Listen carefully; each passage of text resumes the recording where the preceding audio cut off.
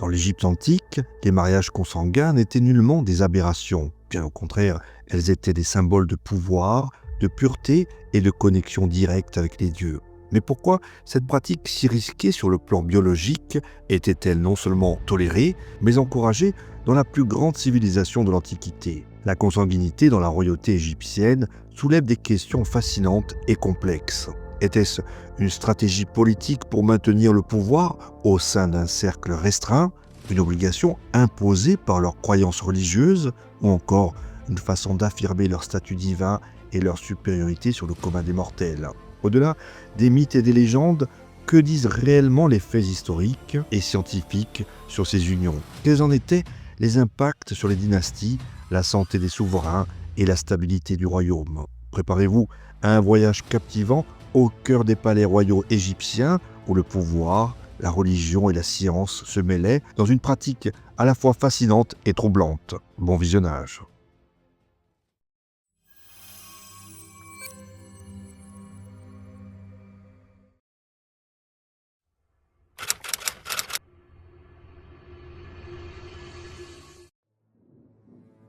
Dans l'Égypte antique, les mariages consanguins parmi les pharaons ne sont pas seulement une pratique intrigante, mais une tradition profondément enracinée dans la mythologie, la religion et le symbolisme. Cette pratique, qui peut sembler aberrante à nos yeux modernes, trouve ses origines dans les récits fondateurs et les croyances religieuses des Égyptiens, où les dieux eux-mêmes servaient de modèles à imiter. Parmi ces récits mythologiques, l'histoire d'Osiris et d'Isis occupe une place centrale. Osiris, dieu de la résurrection et roi des morts, et Isis, déesse de la magie et de la fertilité, sont décrits comme frères et sœurs. Leur union, non seulement acceptée, mais glorifiée, sert de fondement à la notion égyptienne de la royauté divine. Dans la mythologie égyptienne, Osiris et Isis forment ainsi un couple parfait, dont l'amour transcende la mort et le chaos. Leur mariage symbolise l'ordre cosmique, un concept fondamental pour les Égyptiens. Selon le mythe, Osiris est assassiné par son frère Seth, qui le découpe en morceaux et disperse son corps à travers l'Égypte. Isis, dans un acte de dévotion ultime, rassemble les fragments du corps d'Osiris et, grâce à ses pouvoirs magiques, lui redonne la vie juste assez longtemps pour concevoir un fils, Horus. Ce dernier, enfant de l'union divine entre frères et sœurs, incarne la justice et l'harmonie, opposés au chaos de Seth. Ce récit établit un lien sacré entre la consanguinité et la continuité de l'ordre divin. Pour les Égyptiens, les pharaons, en tant que représentants d'Horus sur Terre, se devaient de reproduire cet exemple pour préserver la stabilité cosmique et le rôle de médiateur entre les dieux et les hommes. La religion égyptienne renforce ainsi cette vision en attribuant une nature divine aux pharaons. Les Égyptiens voyaient en effet leur souverain comme une incarnation vivante des dieux, souvent identifiée à Horus de son vivant et à Osiris après sa mort. Cette double nature divine exigeait une pureté exceptionnelle de sa lignée. En conséquence, le mariage entre membres proches de la famille, tels qu'un frère et une sœur, ou un père et sa fille, était perçu comme un moyen de préserver cette sacralité. Contrairement au mariage ordinaire, ces unions n'étaient pas simplement des alliances dynastiques, mais aussi des actes religieux visant à maintenir l'essence divine intacte au sein de la maison royale. La sacralité du sang royal, ou sang divin, justifiait la limitation des unions à un cercle restreint, excluant les alliances avec des lignées jugées moins pures. Le symbolisme de la consanguinité dans l'Égypte antique repose également sur une idée de continuité et de perfection. Dans une société où l'ordre cosmique, ou Maat, était primordial, chaque action devait viser à maintenir l'harmonie universelle. Les pharaons, en se mariant avec leurs sœurs ou à d'autres membres de leur famille proche, imitaient les dieux et, ce faisant, renforçaient leur légitimité en tant que garant de la Maat.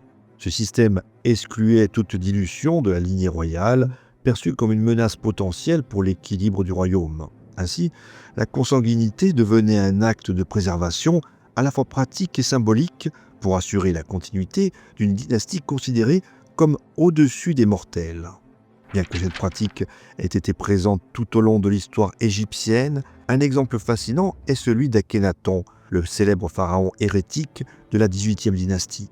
Connu pour avoir introduit un culte monothéiste centré sur le dieu Aton, Akhénaton s'écarte des pratiques religieuses traditionnelles, mais maintient la consanguinité au sein de la famille royale.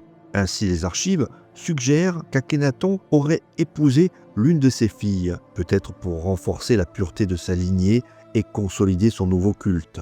Ce mariage illustre la persistance de la consanguinité comme outil symbolique et politique, même dans une période de transformation religieuse radicale. Toutefois, il convient de noter que cette union reste une exception dans les dynasties antérieures aux Ptolémées, où les mariages frères-sœurs étaient plus rares, bien que toujours présents. Dans l'Égypte antique, les unions consanguines parmi les pharaons dépassaient le simple cadre religieux ou symbolique pour devenir un outil politique et social majeur. Ces mariages intrafamiliaux, qui choquent aujourd'hui par leur caractère inhabituel, étaient en réalité des instruments soigneusement calibrés pour préserver le pouvoir au sein d'un cercle restreint, éviter l'émergence de rivalités dangereuses, mais également garantir la stabilité dynastique. Contrairement aux alliances extérieures souvent pratiquées par d'autres civilisations, les Égyptiens privilégiaient la concentration du pouvoir, convaincus que l'union entre membres d'une même lignée renforçait non seulement leur autorité, mais aussi leur légitimité. Cette stratégie politique, bien que risquée à certains égards, a marqué l'histoire des pharaons pendant des millénaires et illustre l'équilibre subtil entre religion, politique et gestion des rapports de force dans une société hautement hiérarchisée. L'une des motivations principales des mariages consanguins en Égypte antique était le maintien du pouvoir dans le cercle royal. À une époque où le pharaon incarnait non seulement le chef de l'État, mais aussi le garant de l'ordre cosmique, l'idée de partager ce pouvoir avec une famille extérieure était perçue comme une menace. En limitant les mariages à l'intérieur de la famille royale, les pharaons évitaient de créer des alliances qui pourraient conduire à la dilution, voire à la division de leur autorité. Cette pratique garantissait que toutes les richesses, terres et privilèges demeuraient entre les mains des membres directs de la dynastie, consolidant ainsi leur emprise sur le royaume. Les unions consanguines jouaient également un rôle clé dans la gestion des rivalités internes et externes. Dans une société où les élites locales, comme les nomarques, c'est-à-dire les gouverneurs provinciaux, cherchaient souvent à accroître leur influence, un mariage entre le pharaon et ses enfants et une famille extérieure aurait pu renforcer les factions rivales. En maintenant les mariages au sein de la famille royale, les pharaons réduisaient considérablement le risque d'infiltration ou de montée en puissance de clans concurrents. De cette manière, la pratique des mariages consanguins servait à préserver l'homogénéité du pouvoir et à éviter la fragmentation politique. Un exemple frappant de cette stratégie politique se trouve dans le règne d'Amenophis III, l'un des pharaons les plus puissants de la XVIIIe dynastie. Son mariage avec sa propre fille, Sitamon, illustre comment ces unions étaient utilisées pour renforcer l'autorité royale. Amenophis III a consolidé son pouvoir en intégrant Sitamon dans son cercle intime, lui conférant ainsi le titre de grande épouse royale. Ce mariage n'était pas seulement un geste symbolique, mais une manœuvre politique visant à éviter que des prétendants extérieurs n'accèdent au pouvoir par des mariages stratégiques. Sitamon, déjà liée par le sang au pharaon, était une épouse idéale pour garantir la stabilité de la lignée sans introduire de nouvelles dynasties rivales. Ce mariage particulier souligne également la manière dont les pharaons combinaient symbolisme religieux et pragmatisme politique pour maintenir leur domination. Bien que la pratique des mariages consanguins soit souvent associée à l'Égypte antique, elle n'est pas unique à cette civilisation. De nombreuses cultures dans l'histoire ont adopté des stratégies similaires pour préserver le pouvoir au sein d'un cercle restreint. Ainsi, les rois achéménides de Perse, par exemple, pratiquaient également des mariages intrafamiliaux pour protéger leur lignée. Chez les Perses, cette tradition connue sous le nom de Shwedoda impliquait des unions entre frères et sœurs ou entre parents proches. Elle reposait sur des justifications similaires à celles des Égyptiens, préserver la pureté de la lignée royale et éviter la dilution du pouvoir. De même, dans certaines sociétés insulaires, comme Hawaï, les lignées royales pratiquaient la consanguinité pour maintenir leur statut sacré et exclusif. Ces parallèles soulignent que bien que culturellement distinctes, les élites politiques de diverses civilisations partageaient des préoccupations communes quant à la préservation du pouvoir et de la légitimité. Cependant, il est important de noter que les mariages consanguins dans l'Égypte antique différaient de ceux observés dans d'autres civilisations par leur enracinement profond dans les croyances religieuses locales. Alors que les Perses et les Hawaïens associaient ces pratiques à des concepts de pureté ou de statut divin, les Égyptiens y voyaient une manière d'imiter les dieux et de préserver l'ordre cosmique. Cette fusion unique de symbolisme religieux et de pragmatisme politique a permis à l'Égypte de maintenir une continuité dynastique exceptionnelle, même si elle n'était pas sans risque.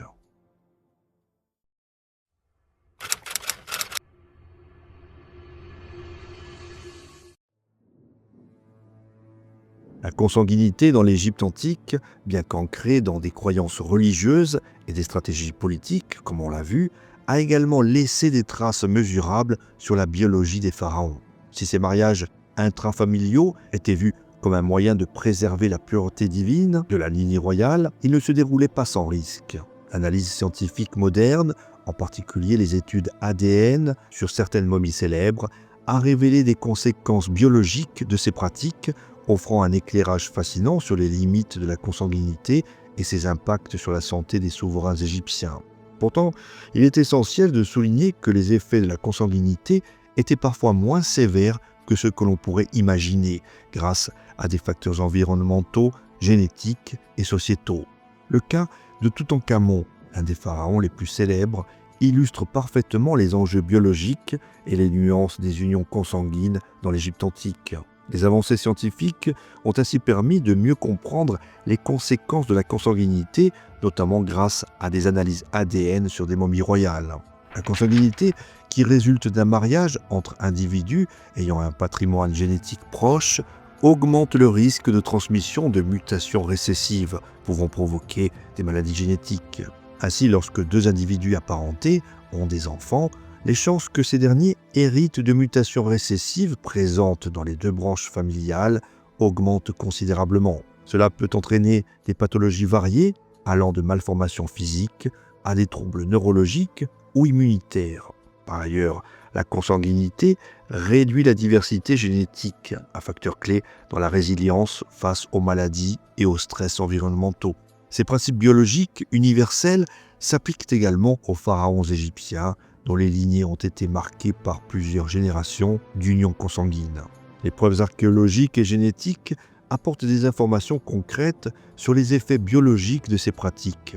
L'étude la plus emblématique est celle menée sur la momie de Toutankhamon, pharaon de la XVIIIe dynastie. Les analyses ADN réalisées en 2010 ont révélé que Toutankhamon était probablement le fils d'un mariage frère-sœur entre Akhenaton et donc l'une de ses sœurs, probablement Néfertiti ou une épouse secondaire. Les résultats ont également montré que le jeune roi souffrait de plusieurs problèmes de santé, notamment une déformation congénitale du pied, une sorte de pied-bot, une maladie osseuse appelée également maladie de Kohler II, ainsi qu'une fragilité physique généralisée. Ces pathologies, bien qu'attribuées à des facteurs multiples, trouvent une explication partielle dans le contexte génétique étroit résultant de la consanguinité. L'étude de Toutankhamon met en lumière les impacts biologiques directs des unions consanguines dans les dynasties royales égyptiennes. Sa malformation du pied l'aurait contraint à utiliser des cannes pour se déplacer, et les analyses de son équipement funéraire confirment qu'une grande quantité de cannes a été enterrée avec lui. De plus, la fragilité osseuse dont il souffrait aurait pu limiter ses capacités physiques et accroître sa vulnérabilité aux infections. Il est également probable que la consanguinité ait joué un rôle dans son décès prématuré, survenu alors qu'il n'avait qu'environ 19 ans. Si les causes exactes de sa mort restent débattues, des théories incluent une combinaison de facteurs tels qu'une infection aggravée par sa santé fragile, une fracture de la jambe ou une possible crise de paludisme. Cependant, il est important de ne pas surestimer les impacts de la consanguinité, car toutes les unions intrafamiliales ne menaient pas nécessairement à des conséquences graves. Plusieurs éléments atténuants peuvent expliquer pourquoi certaines dynasties ont réussi à prospérer malgré ces pratiques. Premièrement, Les effets néfastes de la consanguinité ne se manifestent souvent qu'après plusieurs générations consécutives d'unions étroites, ce qui n'était pas toujours le cas en Égypte. Et pour cause, les pharaons alternaient parfois des mariages consanguins avec des unions non apparentées, notamment avec des épouses secondaires issues de familles nobles ou étrangères. Ces alliances introduisaient donc de nouvelles variations génétiques dans la lignée royale, réduisant temporairement les risques liés à la consanguinité. Deuxièmement, les conditions environnementales et les avancées médicales de l'époque pouvaient compenser certains effets de la consanguinité. L'accès privilégié des pharaons à une alimentation de qualité, à des soins médicaux avancés pour l'époque et à des rituels protecteurs renforçait leur endurance face aux maladies. De plus, les Égyptiens accordaient une grande importance à la spiritualité et voyaient les problèmes de santé comme des épreuves divines, ce qui pouvait influencer la manière dont ces questions étaient perçues et gérées. Il est également crucial de reconnaître les limites des interprétations modernes. Bien que les analyses ADN soient des outils puissants, elles ne fournissent qu'une partie du tableau. Les conditions de conservation des momies, les techniques d'analyse et les lacunes dans les données historiques compliquent l'interprétation des résultats. Par exemple, bien que la consanguinité soit évidente dans certains cas, il est difficile de déterminer précisément l'étendue de son rôle dans les problèmes de santé observés. Les pathologies de Toutankhamon, bien que probablement exacerbées par la consanguinité, pourraient également être liées à d'autres facteurs, tels que des infections ou des blessures. Ces incertitudes montrent que malgré les progrès scientifiques, notre compréhension des impacts biologiques de la consanguinité reste incomplète. À noter que Toutankhamon n'est pas le seul exemple de mariage consanguin en Égypte antique, mais il est sans doute le plus étudié. D'autres membres de la royauté égyptienne présentent également des indices de consanguinité, bien que les données soient parfois fragmentaires. La lignée de la 18e dynastie, par exemple, a été marquée par plusieurs mariages intrafamiliaux, visant à consolider le pouvoir et à renforcer la légitimité divine des pharaons. Cependant, toutes ces unions ne se sont pas traduites par des problèmes de santé visibles, ce qui souligne la complexité des interactions entre génétique, environnement et culture.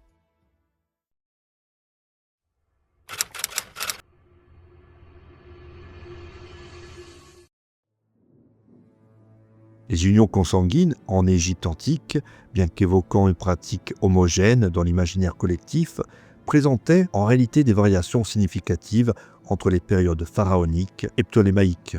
Ces différences reflètent l'évolution des contextes politiques, sociaux et culturels qui ont façonné les stratégies matrimoniales des dynasties au pouvoir. Si les mariages intrafamiliaux étaient pratiqués à certaines périodes pharaoniques, ils demeuraient exceptionnels et motivés par des circonstances spécifiques. En revanche, sous les Ptolémées, dynastie d'origine grecque ayant régné sur l'Égypte après la conquête d'Alexandre le Grand, la consanguinité devint une norme systématique, particulièrement les unions frères-sœurs. Cette transition témoigne d'une fusion complexe entre les traditions locales égyptiennes et les conceptions grecques de la divinisation du pouvoir royal, tout en choquant profondément le reste du monde méditerranéen. Dans les périodes pharaoniques, avant l'arrivée des Ptolémées, les mariages consanguins au sein de la famille royale existaient, mais ils n'étaient ni systématiques ni omniprésents. Ces unions étaient généralement motivées par des considérations politiques ou religieuses, des pratiques qui étaient loin d'être systématiques, car la majorité des mariages royaux, durant les périodes pharaoniques, impliquaient des épouses secondaires issues de familles nobles ou étrangères. Ces unions permettaient d'étendre le réseau d'influence du pharaon et de garantir la diversité génétique au sein de la lignée royale. Par ailleurs, la consanguinité sur plusieurs générations consécutives était rare, limitant ainsi les impacts biologiques négatifs potentiels. Cependant, comme dit précédemment, avec l'arrivée des Ptolémées à la fin du IVe siècle avant notre ère, la situation changea radicalement. Cette dynastie, plus exactement d'origine macédonienne, adopta et adapta les traditions locales égyptiennes, tout en y intégrant ses propres pratiques culturelles. Les mariages frères-sœurs devinrent alors une norme presque incontournable pour les souverains ptolémaïques. Ce changement s'explique par plusieurs facteurs. Tout d'abord, les Ptolémées cherchaient à légitimer leur pouvoir auprès de la population égyptienne, qui voyait en ces unions une continuité des traditions pharaoniques liées à la sacralité du sang royal. En se mariant entre eux, les Ptolémées reproduisaient symboliquement l'union d'Osiris et d'Isis, renforçant ainsi leur image de souverain divin. Cependant, cette systématisation des mariages consanguins ne peut être expliquée uniquement par l'influence égyptienne. Les Ptolémées étaient également héritiers des traditions grecques où la divinisation des rois, bien que moins formalisée qu'en Égypte, jouait un rôle clé. En Grèce, les lignées royales cherchaient souvent à maintenir une aura sacrée en évitant les mariages avec des familles extérieures. Les Ptolémées fusionnèrent ces deux traditions pour créer une identité royale unique, où la pureté de la lignée devenait à la fois une obligation politique et une nécessité culturelle. Le règne de Cléopâtre VII, dernière souveraine de la dynastie ptolémaïque, illustre parfaitement cette stratégie. Cléopâtre se maria successivement avec ses deux frères, Ptolémée XIII et Ptolémée XIV, dans le but de préserver la légitimité de son pouvoir. Ces mariages étaient avant tout des alliances politiques permettant de consolider l'autorité royale face aux tensions internes et aux menaces extérieures. Bien qu'il soit peu probable que ces unions aient été consommées sur le plan physique, elles servaient à maintenir l'apparence d'une lignée unifiée et divine. Cléopâtre, en tant que femme politique avisée, comprenait l'importance symbolique de ces mariages pour son règne, tout en poursuivant parallèlement des alliances stratégiques avec des figures extérieures comme Jules César et Marc-Antoine. La systématisation des mariages consanguins sous les Ptolémées ne manqua pas de susciter des réactions dans le reste du monde méditerranéen. Dans les sociétés gréco-romaines, bien que la consanguinité ne soit pas totalement absente, les unions entre frères et sœurs étaient perçues comme choquantes et contraires aux normes sociales. Les auteurs grecs et romains, tels que Plutarque et Strabon, critiquaient ouvertement ces pratiques, les considérant comme une preuve de la décadence et de l'excentricité des Ptolémées. Cette condamnation reflète les différences culturelles profondes entre l'Égypte ptolémaïque et le monde gréco-romain, où les mariages étaient davantage perçus comme des outils d'alliance diplomatique que comme des moyens de préserver la pureté d'une lignée royale. Malgré ces critiques, les mariages consanguins des Ptolémées jouèrent un rôle central dans la consolidation de leur pouvoir en Égypte. En limitant les alliances avec des familles extérieures, ces unions permettaient de réduire les rivalités internes et d'éviter l'émergence de factions concurrentes. Cependant, cette pratique avait également des limites, notamment en termes de santé génétique. Des analyses modernes sur les momies ptolémaïques révèlent ainsi des signes possibles de maladies et de déformations liées à la consanguinité, bien que les données restent fragmentaires. La répétition des mariages frères-sœurs sur plusieurs générations augmentait les risques de transmission de mutations récessives, pouvant entraîner des troubles de santé chez les descendants.